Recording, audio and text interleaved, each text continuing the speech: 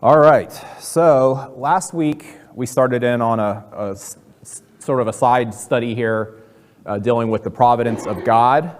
And I've said it before, but I want to re-emphasize it. When you're dealing with some of the subject matters that we're dealing with here, we're jumping off of Job and kind of going into some of these things, but we're just discussing it and doing our best to kind of give what we think might be the case. I don't think anybody can claim to have all the answers. That's alive on the planet today anyway.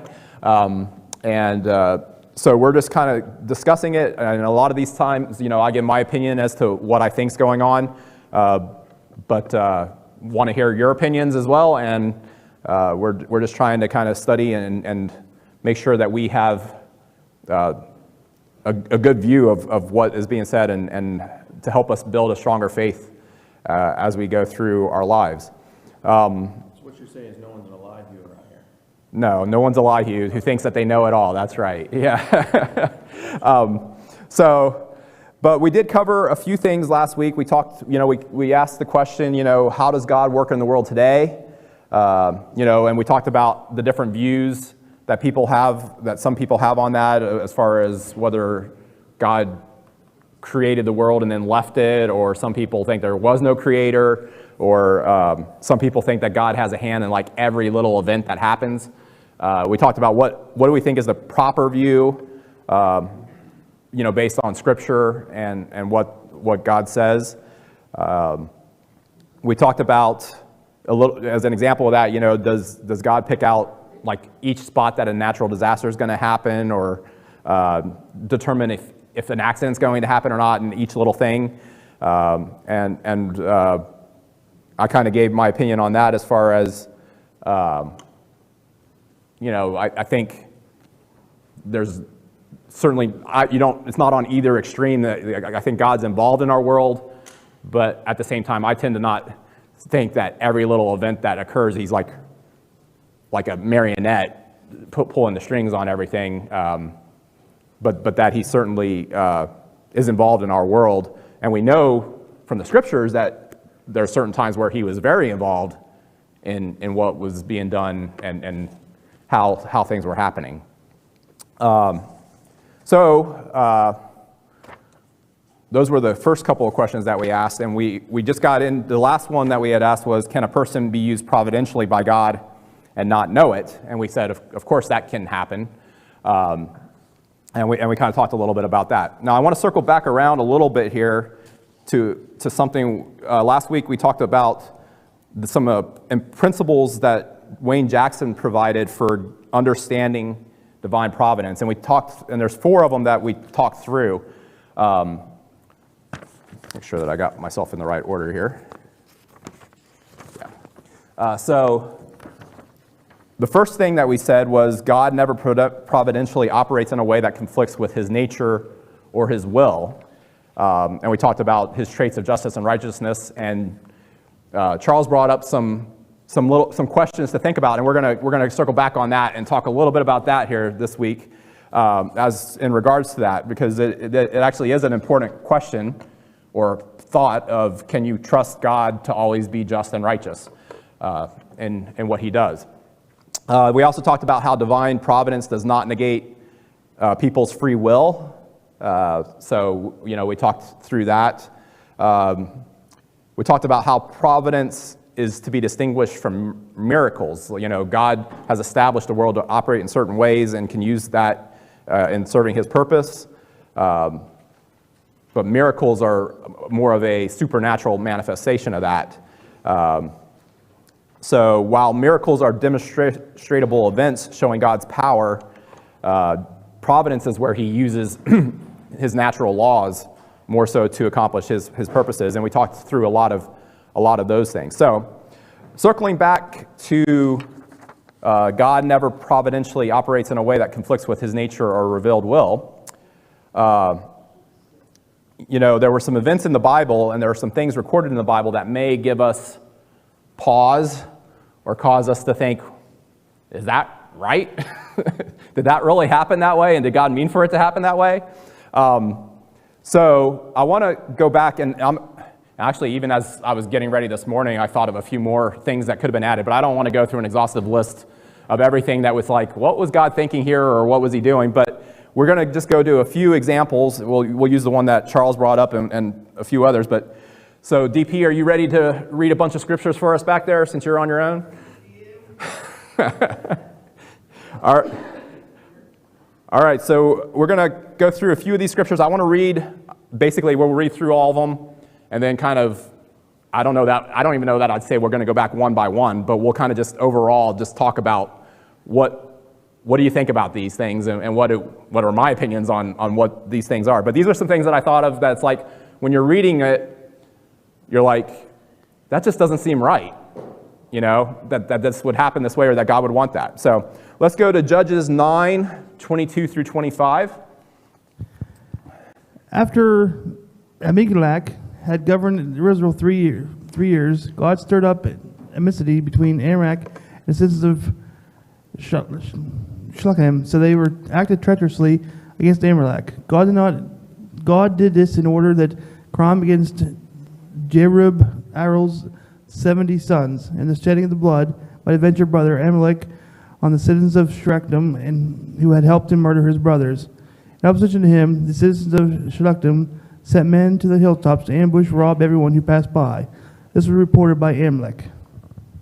Okay, so now then there was one word in there that's a little bit different than my version. I'm not sure what version that is there, but the New American Standard says, then God sent an evil spirit between Abimelech and the men of Shechem. But either way, stirred up animosity or sent a spirit, kind of the same result, right?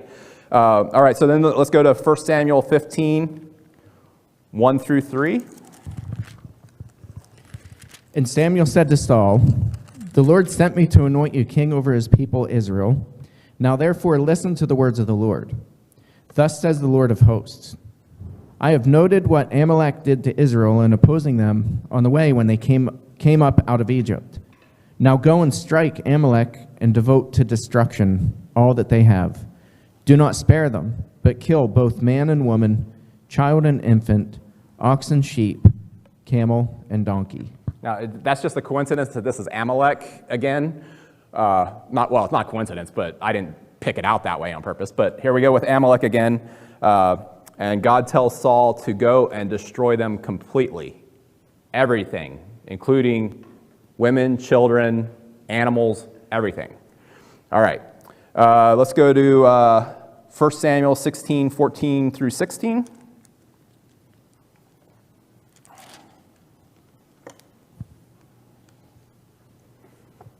Now the Spirit of the Lord departed from Saul, and a harmful spirit from the Lord tormented him. And Saul's servants said to him, "Behold, now a harmful spirit from God is tormenting you." Through 16. 16, yep. "Let our Lord now command your servants who are before you to seek out a man who is skillful in playing the lyre, and when the harmful spirit from God is upon you, he will play it, and you will be well." All right, and then 18, 10 through 11.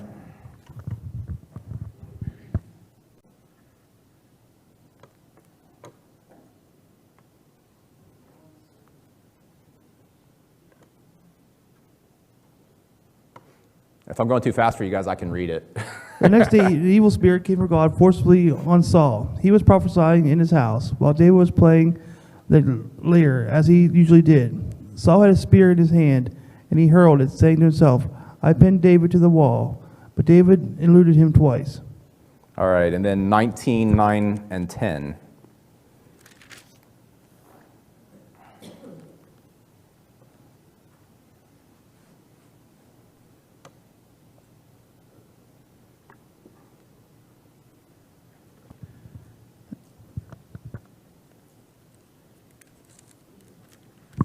Then a harmful spirit from the Lord came upon Saul as he sat in his house with his spear in his hand, and David was playing the lyre.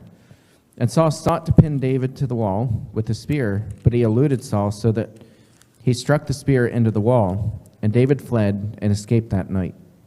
All right, and then 1 Kings 13. I don't want you guys to read everything that I have down there.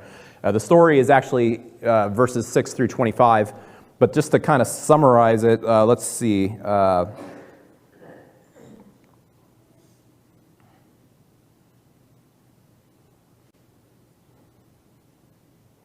Actually, you know what? Don't read that at all. I'll just summarize it. All right, so in this one, there's a young prophet who is commanded by God to go do, and I forget exactly what he's doing, but he's got to do something, and he's supposed to go straight back. He's not supposed to stop and go anywhere else. And on his way back, an older prophet meets him and says, "Hey, why don't you come in and stay with me?" And the young prophet's like, "No, that's not a good idea. I'm supposed to, God told me to go straight back." So the older prophet says, "Well, God told me that you're supposed to come stay with me." So the younger prophet goes aside, goes in, and anybody know what happens in the story? How it ends? He gets eaten by a lion, right? And he gets told that he's going to get eaten by a lion. The older prophet says, "Oh, because you came over with me, that's you're going to die," basically. So it's a odd story, but has an interesting point to be made there. All right, and then 1 Kings 22, 18 through 23.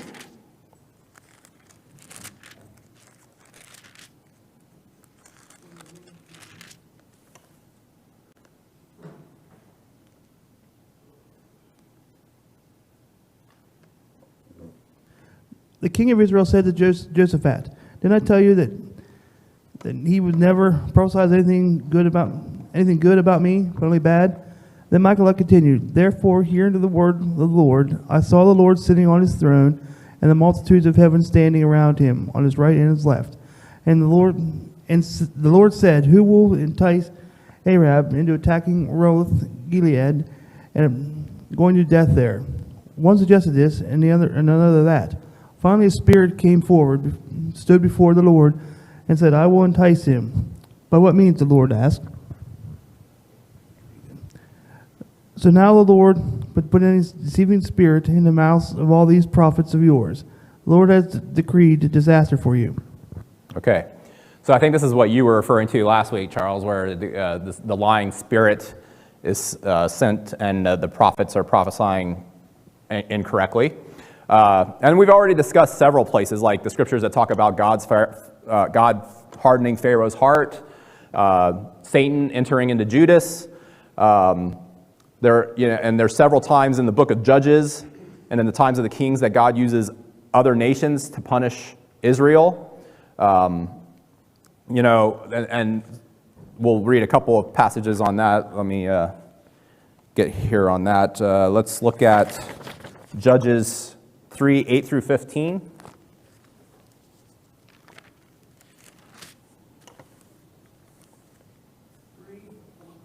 Yeah, Judges chapter 3, verses 8 through 15. And the anger of the Lord burned against Israel, so that he had sold him into the hands of, oh boy.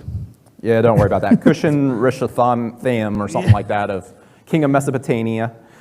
To whom are the Israelites subject for 8 years? But then they cried out to the Lord. He raised up and delivered Orthal, the son of Kenaz, Caleb's younger brother, who saved them.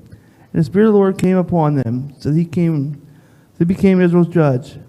And whenever to the war, the Lord gave that guy, king of Aram, into the hands of Orthanal, who overpowered him. So the land had peace for 40 years, until Orthanal, son of Kenaz, died. Go ahead and read 12 through 14 too. And again the Israelites did evil unto the eyes of the Lord. And because they did this evil, the Lord gave Eglon, king of Moab, power of Israel, getting the Amorites and the Canaanites to join them. Eglon came and attacked Israel, and they possessed the city of palms. The Israelites were subject to the Eglon, king of Moab, for 18 years. Okay, so there again, there's a lot more that we could go to in Judges and in the Kings where you see other nations being used against Israel. Okay, so, and of course, what is our jumping point for all of this discussion? Job. We've been talking about for quite some time. God allowed Satan to take away everything that Job had, including his family. Left his nagging wife. But Satan could have taken away the wife if he had wanted to.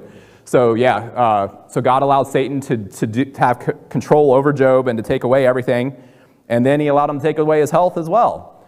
So all these things, when you look at it, to me at least, are like, what's going on here, right?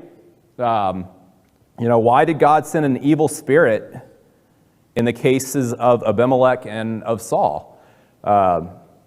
What is that right? Is that just?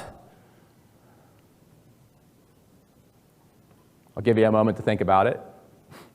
Well, I think it still goes back to the big picture, right? I mean, if you isolate something and just in that one instance, you would be like, well, it just doesn't seem right.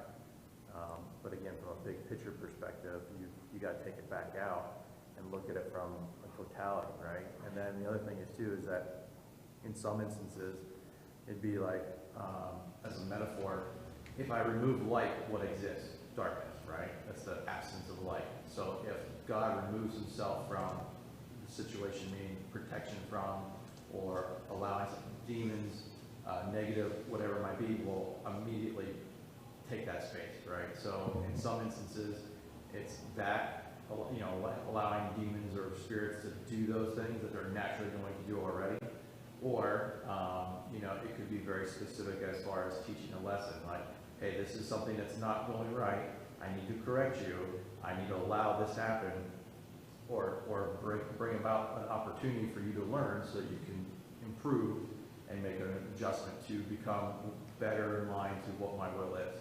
I think you touched on a lot of things there as we go. Now, the first thing, part of it could be the bigger picture. There's definitely things that we sometimes can't see that are going on, like in Job's case.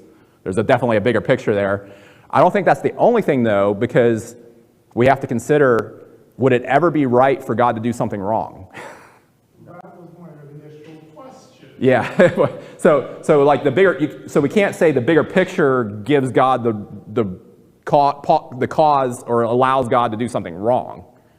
So like the bigger picture definitely from our viewpoint is a big player in this. Like we don't always know what's going on or can't see the whole picture. So that's definitely a major thing.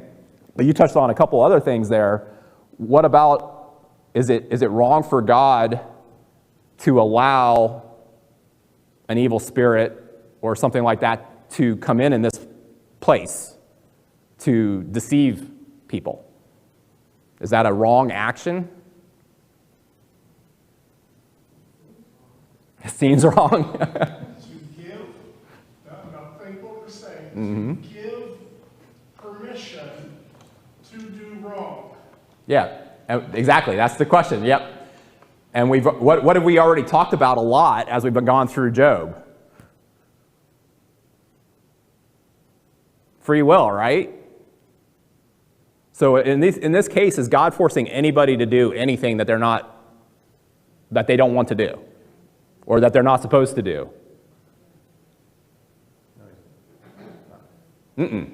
He's not. The evil spirit. Why were these things sent? They were sent as a punishment, to some degree at least, right? Like if we read more of those scriptures, it explains, and I think we caught enough there to know that God's punishing Amalek in certain instances. He's punishing Ahab in certain things. He's punishing Saul. Why does Saul get punished? Because that command that we just read, where it said, go and destroy everything, Saul didn't destroy everything. He didn't do what God told him to do. So that's these things. But what about, was it right for God to tell Israel to go kill everything and destroy women, children, animals, innocent people? Were they innocent, first off, is a good question there. Yeah, I mean... Doing a lot saying they're innocent. And again, anything that's against God's will, right, is a sin. Right. So if you're against his will, What would you think if God told us to go and destroy somebody, including women and children?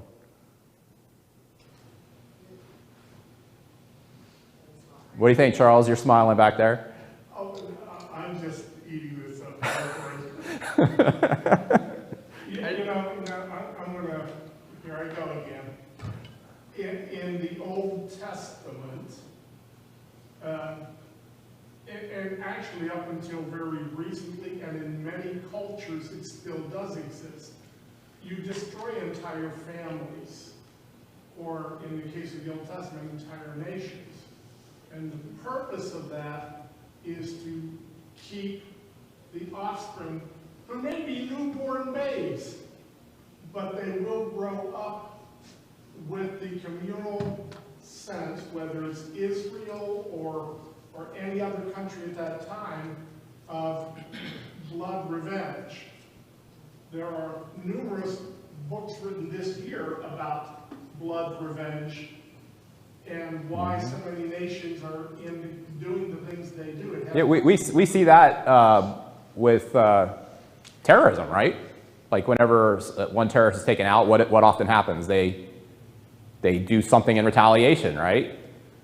So that's kind of along the lines of what you're talking about, and that. But yeah, I think, obviously today God doesn't work that way, and that's not something that He would tell us to do. But what about even going back to, and this is the thing I thought of this morning, what about Abraham and whenever he told him to offer Isaac?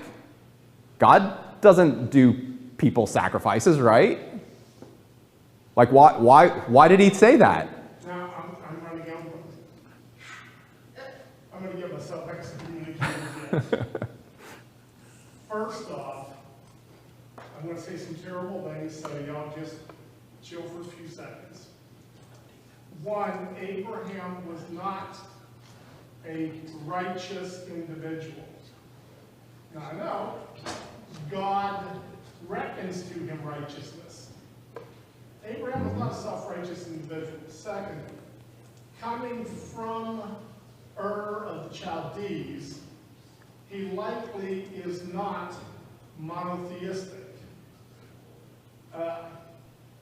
We see him talking to God, and then we see him being visited by the Lord, and then we see him visiting angels, and in all cases he refers to all of them as Lord. So one, now this is opinion totally, so let's go there. So when God, not visiting him in the sense of physically being there, but the God who's talking to him without being there says, hey, sacrifice your son, this is not something new. No, not to Abraham. No, it wouldn't be new to him. Yeah, because coming from Ur the Chaldees, they... Well, it was pretty common that people sacrifice their children to false gods.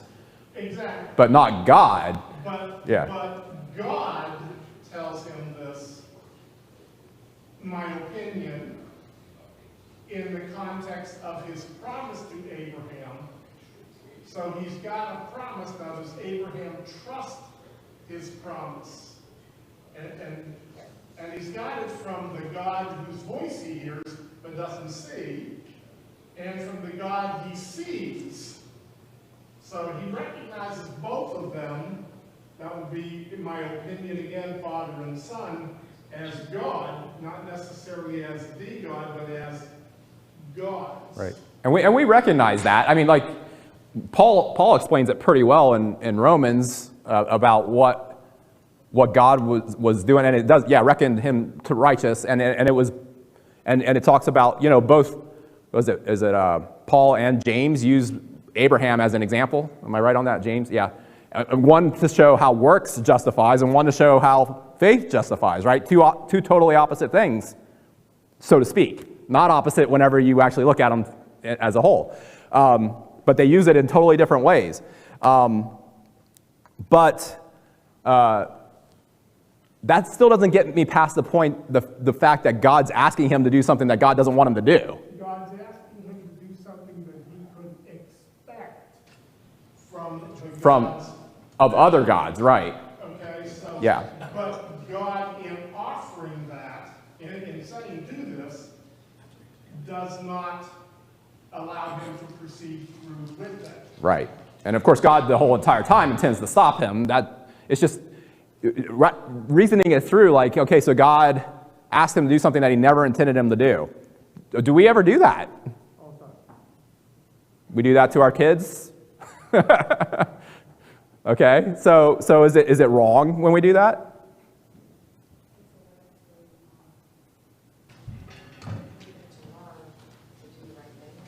Yeah, we call it a test, right? That's what it is. It's a test. So I mean, like I said, on its surface, maybe some of these things seem disturbing or out of kilter. But like, and going back to where we started with the nations, back in that time, that God's punishing nations. He uses other nations to punish Israel. He uses Israel to punish other nations. Those things, and that was done, and it's God specifically telling them to do that. Like today, if we were to say we should go out and have a Christian war, God's not telling us to do that. Nowhere do you see that. That this was the nation of Israel. It was a very different circumstance. So it is very different. So I think that's something we need to recognize as we look through these things that are kind of weird to us. Here's another question. Why didn't God say something to the younger prophet whenever the older prophet's lying to him? He'd already given him instructions, right? He'd already given him instructions. What should the younger prophet have done? What he was told. That, or what was another? There's one other option, actually. Ask God again. Ask God again, yeah. And we see that in other places too, and I forget the scripture right off the top of my head, but I remember, like Josiah. You know, Josiah is one of the righteous kings of Judah, right? But what happens to Josiah in the end? There's a king that tells him, let me come through because my fight's not with you. Yeah, and Josiah, he says, God wants me to come do this. And Josiah says, I'm going to come fight you. What should Josiah have done? Ask God. Like, so even righteous people who are good sometimes forget and go their own way and don't think to ask God. I think that's something that's important for us in our lives to remember. Whenever we've got things going on, is to not forget to ask God, to not forget to put God into that situation. All right, we already asked this. Did the people have a choice as to how they responded? Of course they did.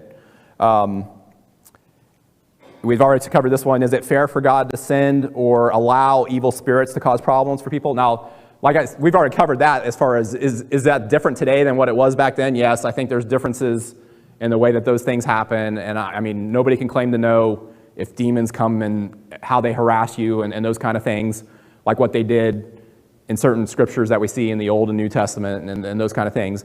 But was it right to do that, or is it okay for him to do that? What about allowing one prophet to lie to another prophet? Are those things... Well, the key word there, of course, is allowing, is a big thing, like what you talked about, allowing these things to happen.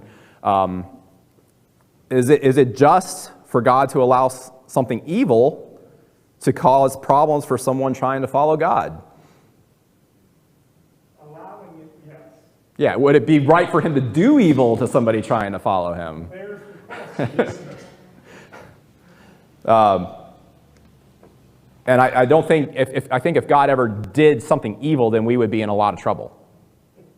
Because then we couldn't trust him in what he says. And that's as Paul says regarding the hope of the resurrection, we of all people would be the most pitied because we're trusting in a God who lies and who could do anything. So I think that's the kicker. And that's where I assume that's kind of where you were headed with that is, can we trust God? Or when we see some of these things that make us go, does that cause us a problem?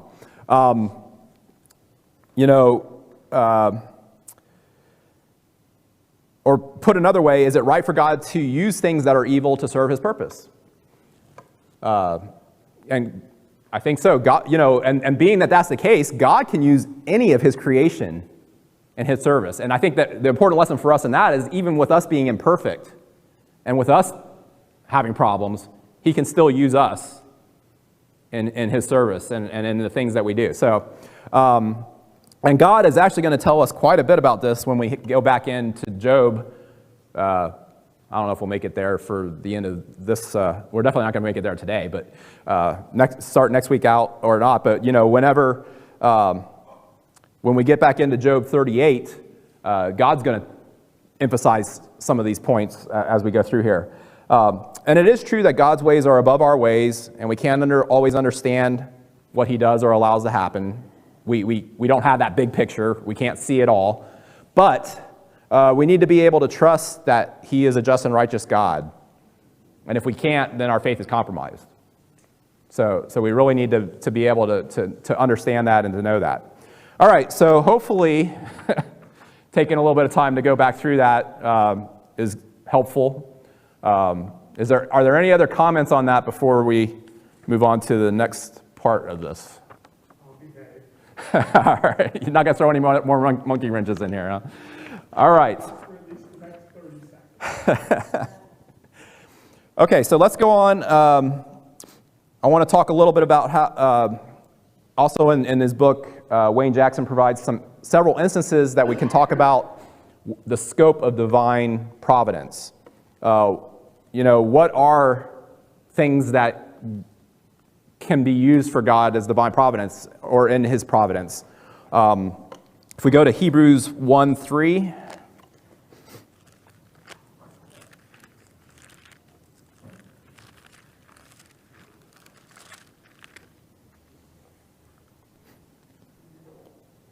And then we'll do Colossians 1:17 too, if you guys are ready for those two.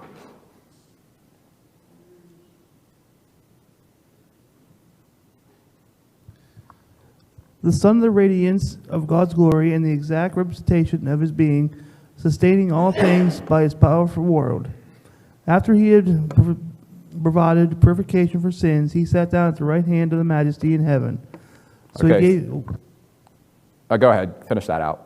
so he became much superior to the angels, and his name has inherited his superior to theirs. All right, who's that talking about? Jesus, yeah, he's talking about Jesus there, and about him being really the controlling force of all the universe.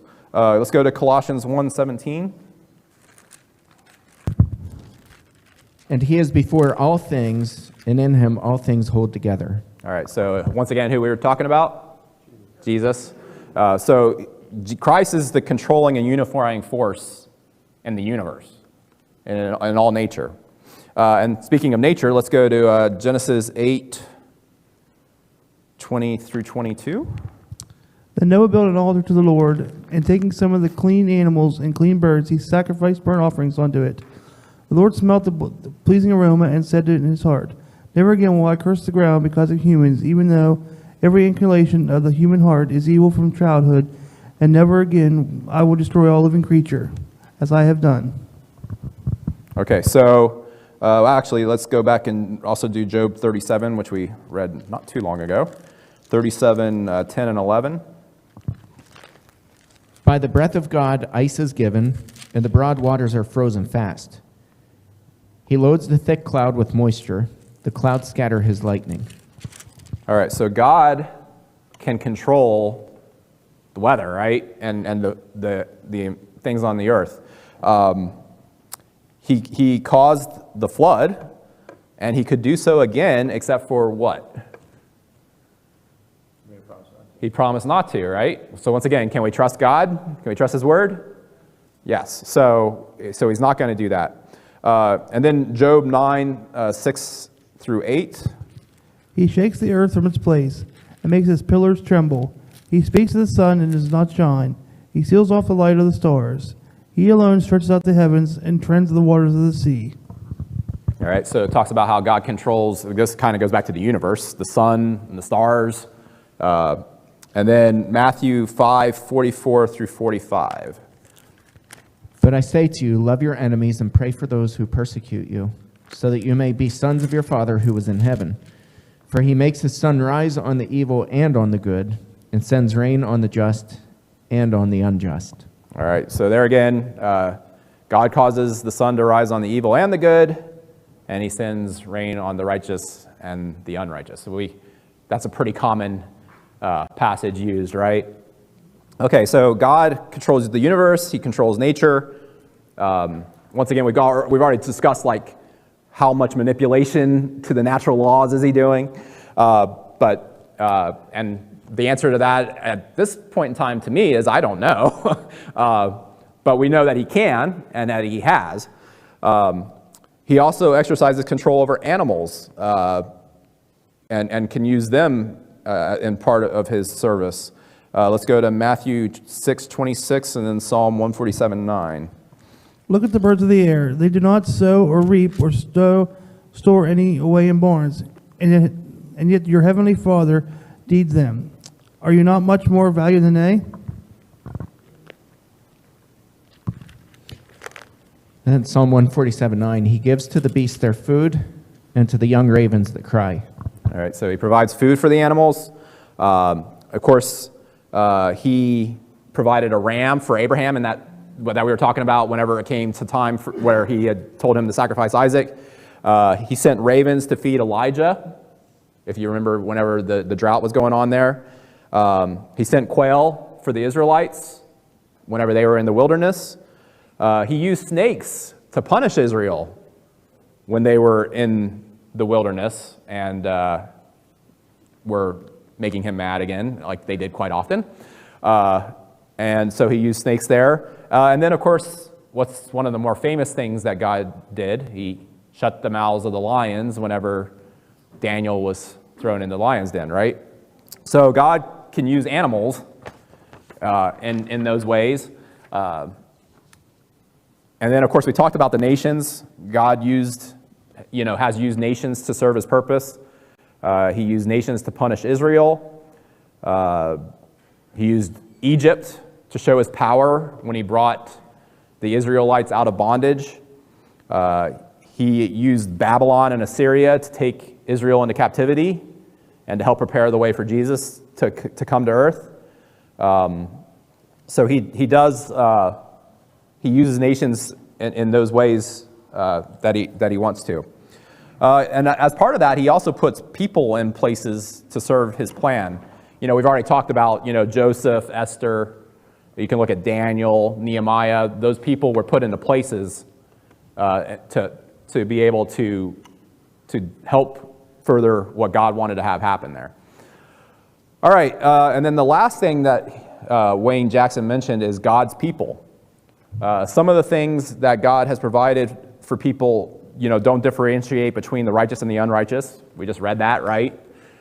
So, blessings flow on people, just wherever we are. However, God promises to his people, he makes promises to his people that he doesn't make to everybody. There are things that he says, my children, you're going to have these special blessings. And so we're going to cover that, but we're just about out of time. So we're going to pick up there. And then the other big question that I had asked, and I think I asked this in a way to make it an interesting question, is, has God stopped working miraculously in our world? So next week we'll finish up with talking about God's people and the promises that God makes to us, and hit that question for, we'll have a little bit of a discussion on that. And then we'll be back in about 15 minutes for worship.